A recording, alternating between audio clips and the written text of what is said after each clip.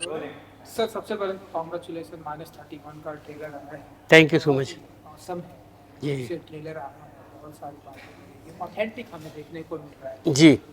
Film में जो actor है रघुवीर जी, वो तो उनकी एक्टिंग तो हमें ऑथेंटिक देखने को मिलती ही है और उसका कोई जवाब नहीं है। तो आप बताइए, जब से ये ट्रेलर आया ऐसी ही बहुत सारी तारीफ हो रही है, तो आप कैसे देखते हैं -31 को लेकर, क्या कहना चाहते हैं?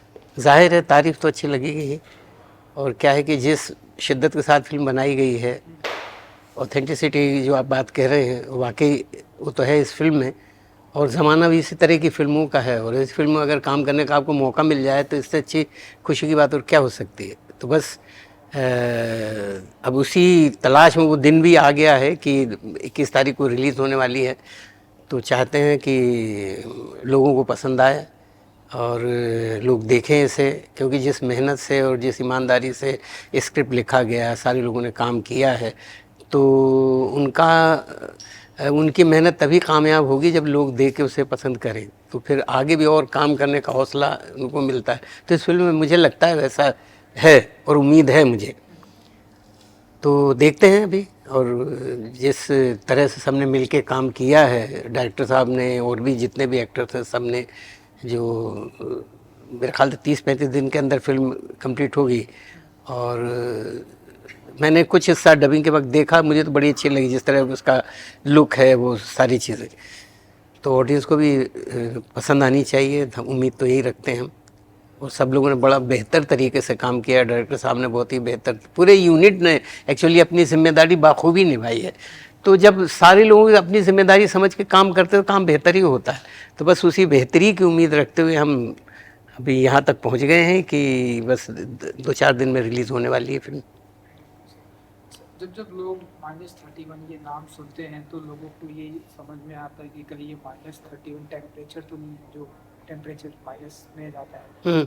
आप बताइए कि -31, हालांकि ये सवाल मेरे ख्याल से इसका जवाब वो डायरेक्टर साहब बड़े अच्छे से देंगे, लेकिन ये कि लोग क्या समझने लगते हैं, हर चीज़ एक जैसी नहीं समझी जानी चाहिए, हैं। सबके अलग अलग मायने होते हैं, लोग अलग अलग मायने से कुछ टाइटल रखते हैं। अब वहाँ नागपुर की है पूरा ये, तो वहाँ माइनस को क्या अर्थ दिया जाए तो डायरेक्टर साहब बाखूबी अच्छी तरीक़े से बता देंगे, और उन्हीं से पूछ लें तो मेरे ख्याल से ज़्यादा बेहतर है। क्योंकि इससे पहले इसका नाम कुछ और था, मिराज था शायद, हाँ जी। तो मैं तो उसी, मुझे आज ही पता लगा कि इन्होंने नाम चेंज ही कर दिया, तो मुझे भी उनसे पूछना है कि इसका थोड़ा सा मुझे भी बता दीजिए। जब वो मुझे बता देंगे तो मैं आपको बता दूँगा जी। तो इस बार जो है किस अंदाज में आप दिखाई देने वाले हैं? ट्रेलर में हमने देखा है आप एक जी जी किरदार कर रहे हैं जी। इसको थोड़ा बताइए कि मैं फादर हूँ, बेटी जो मेरी पुलिस में है, मैं भी कभी पुलिस में था, रिटायर हो गया हूँ, और मेरे उसूल बिल्कुल फ़र्क थे। उनके उसूल जिन उसूलों पे लेके वो चल रहे, दोनों मैच नहीं कर रहे हैं, क्योंकि वो वक्त को देख के अपने उसूलों को बदलने में की भी ताकत रखती है, और वो है। तो बस यही दोनों बाप बेटी के बीच में कशमकश है, और फादर नहीं चाहता कि मेरी तरह चले। वो चाहता है कि ज़माने को देख के, तू भी ज़माने को देख के, और क्या चाहिए, क्या किस चीज़ की ज़रूरत है, किससे तेरी भलाई हो या जो भी हो, मतलब तेरे बेहतरी के लिए।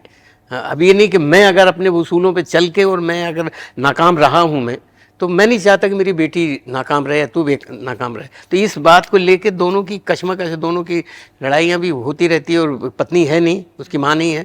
तो मेरी जो जिम्मेदारी है, माँ की भी है, माँ की तरह भी है, और फादर की तरह, दो जिम्मेदारी, वो भी दो जिम्मेदारी निभा रही, बेटी की और माँ की भी जिम्मेदारी निभा रही है। तो ये बड़ी खूबसूरत सी जो रिश्ता है दोनों का, बाप बेटी का, तो बड़ा खूबसूरत ढंग से लिखा गया है। तो मुझे तो बड़ा मज़ा आया पढ़ के। जब मैंने पढ़ा तो लगा कि कैसे हो पाएगा, लेकिन रुचा ने बखूबी उसको समझ के किया है, तो बड़ी अच्छी सी रिलेशनशिप फादर और बेटी के बीच में निकल के आई है। और मैं डायरेक्टर को भी कहूँगा कि उन्होंने जो हमें छूट दे रखी थी कि आप लोग समझ के करिए, और हमारी बातों को मान भी लेते थे, तो ये भी बड़ा अच्छा लगा मुझे। तो ले दे के पूरी फिल्म करते हुए कहीं ऐसा नहीं लगा कि हम कहीं कोई फिल्म कर रहे हैं या कुछ काम कर रहे हैं। ऐसा लगता है हम बस रिश्ता है हम लोगों का, एक परिवार है जो ज़िंदगी जी रहा है, बस उस तरह का। तो ये इससे क्या होता है कि जैसे ही आपके जहन में ये लगता है कि हम कोई किरदार कर रहे हैं और इसकी एक्टिंग कर रहे हैं किरदार, तो फिर मुझे लगता है वो बेईमानी सा लगना। इसमें ऐसा नहीं लगा इस फिल्म में। तो ये बड़े अच्छे तरीके से हो गया है जो भी है। अब फिल्म देखने के बाद पता लगे कैसे एडिट हुआ है, उसका बैकग्राउंड म्यूज़िक क्या है, ये सारी चीज़ों से मैं अभी नावाकिफ़ हूँ। देखने के बाद और फिर जब आप पूछेंगे तो फिर मैं बता दूंगा कि मुझे क्या लगा। जी, ट्रेलर लॉन्च पे मैंने देखा आपने काम भारी का काम भारी कर दिया। भारी का काम भारी कर दिया। मतलब आप उनसे आगे निकल गए जिस तरह से। नहीं जी, आज के ऐसा युवा जो है जिस तरह से वो अपनी प्रतिभा ला रहे हैं, हाँ रैपिंग किया हाँ कुछ भी, लेकिन आपका जो अंदाज था जिस तरह से, उस अंदाज में आप आगे निकल गए। तो ये अभी ये तो मैं आगे निकला हूँ या पीछे रहा हूँ ये मुझे नहीं जानू। मुझे क्या है कि हम बचपन से हम जी इस प्रतिभा को कुछ बताना चाहेंगे जिसके दीवाने लोग अभी तक हैं, इसी प्रतिभा में देखना चाहते हैं। नहीं, अभी पता नहीं क्या है कि मैंने वक्त ज़ाया करना नहीं सीखा। मैं हमेशा कुछ ना कुछ सीखता रहता हूँ बचपन में जो अच्छा लगा वो पढ़ा मैंने, और पढ़ के फिर याद भी हुआ, फिर मैंने थिएटर भी बहुत किया हुआ है। तो ये जो आजकल ये जो गाने का जो चल उसको क्या कहते हैं वो, तो वो मैंने बहुत सुने हैं। लेकिन हमारे बहुत पहले लिखा जा चुका है ये सब। आप मैथिली शरण गुप्त को ले लीजिए और ये रसखान को ले लीजिए, वो रसखान का ही था दोहा। तो आप उस तरह से अंदाज में जो इस तरह का अनुप्रास अलंकार और ये सब गाने भी उस तरह का बिरहा और वो सुन लीजिए, तो उसमें भी आपको वो लेखनी में वो मज़ा आ जाएगा। तो बस वही था। मुझे याद आया जब मैंने सुने इस तरह के गाने हैं, रैप क्या कहते हैं इनको, हाँ हाँ, तो हाँ, तो मैंने कहा ये भाई ये तो हमारे यहाँ बहुत लिखा गया, सिर्फ यही है कि स्टेज पे नहीं गाया गया होगा जिस तरह से ये करते हैं। तो मैंने ऐसे ही उठा के, इससे पहले मैंने नहीं गाया, तो अभी उन्होंने कहा कि ऐसा है, तो मैंने देख लिया कि ये तो बिल्कुल बैठ रहा है उस पर, तो मैंने सुना दिया बस, और कुछ नहीं किया मैंने। वही वो लोग तो मास्टरी हासिल है, मैं तो ऐसी मैं कोशिश की है बस। यही मेरा कहने का मतलब है कि जो लोग आज रैप कर रहे हैं वो आप अपने जमाने में कर चुके हैं, बस अब उसका अंदाज थोड़ा सा बदल गया है। हाँ, फ्रीक्वेंसी थोड़ी सी चेंज कर दी। हाँ, आपको हम ऐसे देखेंगे, ये हाँ। थोड़ी सी चेंज करेंगे तो आप अब इस समय के साथ चलने लगेंगे, ऐसा लोगों का। मैं हमेशा समय की कोशिश तो करता रहता हूँ समय के साथ चलने की। फ्रीक्वेंसी नहीं चेंज कर रहे आप। हाँ, वो नहीं, क्योंकि मुझे वो जो रस है ना, उस रस को नहीं खोना चाहता। आज का म्यूज़िक देख लीजिए, म्यूज़िक में टेक्नोलॉजी बहुत आ गई, सिंथेटिक हो गया। मैं वो सिंथेटिक नहीं बनाना चाहता। इसे उस तरह करूँगा तो मेरी आत्मा मर जाएगी। हाँ, इसलिए मैं म्यूज़िक और ये सब है, ज़रूर है, लेकिन ऐसा म्यूज़िक है बहुत ज़्यादा दिन सुना नहीं जाता, बस थोड़ी देर के बाद वो पुराना। जी जी, डिमांड उसी की है। हमें पता है लता मंगेशकर जी के गाने आज भी जब लोग अपने आराम से दिमाग को शांत करके सुनते हैं, हाँ, रफी साहब के गाने को सुनते हैं, लेकिन कुछ घंटों की डिमांड ऐसी ही ओके जी। आज के गाने आप लता मंगेशकर के गाने कब से आप नहीं, ज़माना हो गया, इसको ज़माने बाद सुन सकते हैं आप, कभी 2 घंटे बाद वो अभी तक जिंदा हैं, क्योंकि उसमें रूहानी थे वो सब। आजकल रूहानी नहीं, आजकल ये जो क्या कहते हैं, ये टेक्नोलॉजी जितनी आ गई है ना, उसकी वजह से ये जो सिंथेटिक मामले उसमें जान नहीं होती। अब ये वो सिंथेसाइजर में आप सितार बजा रहे हैं, सिंथेसाइजर से आप हारमोनियम बजा रहे हैं, सिंथेसाइजर, तो कहाँ उसमें आत्मा कहाँ रहेगी? तो वो तो थोड़ी देर के लिए आपको लग जाएंगे, और शोर शराबे के अलावा कुछ होते ही नहीं उसमें। लफ्ज़ भी उसी तरह, जिस तरह की पहले पोइट्री हुआ करती थी, और पोइट्री पे जिस तरह से म्यूज़िक का काम हुआ करता था, तो उसके मायने होते, उसके मीनिंग्स होते, वो अंदर तक जाते थे आपको।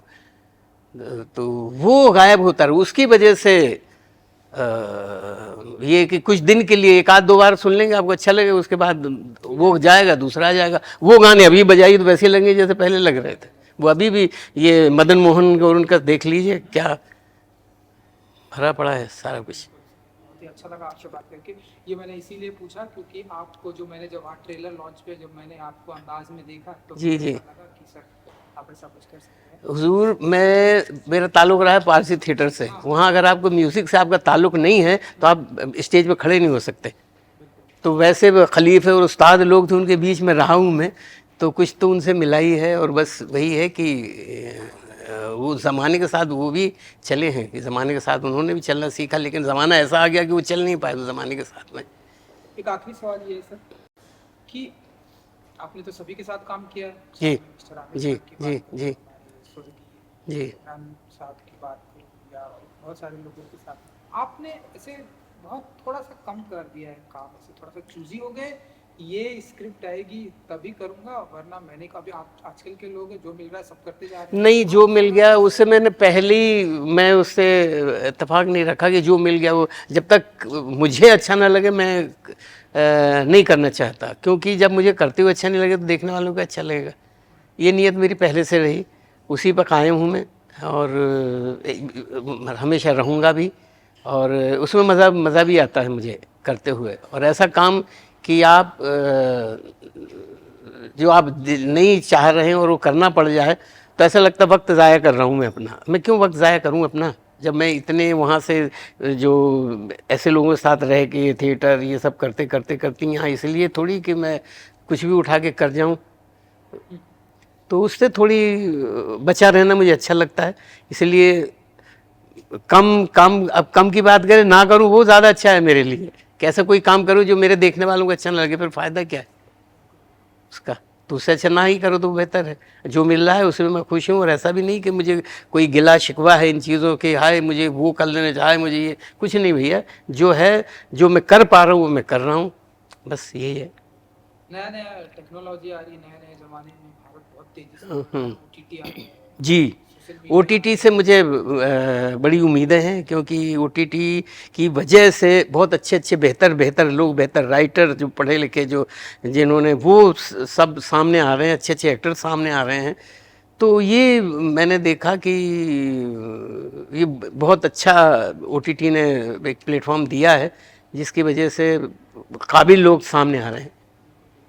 सोशल मीडिया आ गया है, लोग खाना भी खाते तो उस पर पोस्ट कर देते हैं, तो ये आपको एक्चुअली क्या है, मेरे पास वक्त नहीं है, वक्त नहीं है। मैं थोड़ा कभी कभार कुछ करता हूँ तो ऐसे हो जाता है, लेकिन वक्त नहीं है उसमें। टाइम लगाऊं तो फिर मैं दूसरा काम कब करूँगा बताइए। लोग कह रहे हैं कि समय की यही डिमांड है, अब समय की तो पता नहीं, समय की कुछ डिमांड समय के साथ समय के साथ मान लेनी चाहिए कुछ अपने हिसाब से। समय की वो डिमांड है, मेरी ये डिमांड है कि मैं अपना वक्त ज़ाया ना करूँ, तो मैं क्या बताइए, समय की बात मानूँ या अपनी बात मानूँ। तो है सर। 21 जुलाई को ये फिल्म थिएटर में आ रही -30। जी जी जी। कुछ कहेंगे जो आपसे ऑडियंस बस उम्मीद है ऑडियंस से मुझे कि फिल्म अच्छी है, ज़रूर देखिए, और देखेंगे आप बताइए कैसी है, और हम आगे भी फिर और बेहतर काम करने की जो सलाहियत दीजिए तो हम और बेहतर काम करें। आप थिएटर के कलाकार हैं, मेरा ऐसा मानना है कि लोगों को थिएटर में ज़्यादा से ज़्यादा जाना चाहिए, प्ले करना चाहिए। लोग उतना इंटरेस्ट ले नहीं रहे। एक बात बताऊं मैं, हाँ हाँ नहीं ले रहे हैं। 1 मिनट का वीडियो डाल के व्यू लेने की कोशिश जी जी जी जी, ये नुकसान ही है, वो अपना ही नुकसान कर रहे हैं। 1 मिनट का और आधा मिनट का वीडियो डाल के जो उसका फ़ायदा उठाना चाहते हैं।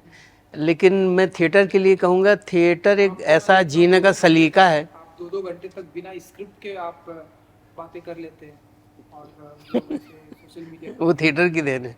हाँ, थिएटर से, थिएटर एक्चुअली 1 मिलियन ले लेते हैं, 2 मिलियन ले लेते हैं, कोई कोई है 10 मिलियन ले लेते हैं। हाँ हाँ, खैर ले ले लीजिए, सबका अपना अपना खुश रहने का तरीका है उनको। मुझे एक्चुअली थिएटर ही एक ऐसा है जीने का जो सलीका सिखाता है। थिएटर से बेहतर आपको कुछ नहीं मिलेगा। आप कुछ भी काम करिए, अगर आप थिएटर से वाकफियत है आपकी, थिएटर से, तो आपको ऐसा सलीका सिखाएगा जीने का कि आपको और कहीं नहीं मिलेगा। थिएटर आपको सब कुछ सिखाता है। मैंने थिएटर से ये पाया है कि आपको सब कुछ आना चाहिए, कि ऐसा कोई काम नहीं जो आपको नहीं आना चाहिए, सब में मज़ा लेने चाहिए। एक तो वो थिएटर ही सिखाता है। तो थिएटर से मैंने ये पाया, और बस उसी का मज़े लेता हूँ मैं हर तरह से। खुशी में भी मज़े ले लेता हूँ, तकलीफ़ों के भी मज़े ले लेता हूँ, क्योंकि मुझे थिएटर ने सिखाया है कि खुशियों से भी कुछ खुशी मिल जाती है, तकलीफ़ों से भी खुशी मिल जाती है। और सीखना वैसे ही होता है कि जब तक कुछ टूटता नहीं है तो बनता भी नहीं है। तो थिएटर टूटना भी सिखाता है, जुड़ना भी सिखाता है, सारी चीज़ सिखाता है। चलिए रघुवीर जी, अपना समय देने के लिए बहुत थैंक यू सो मच।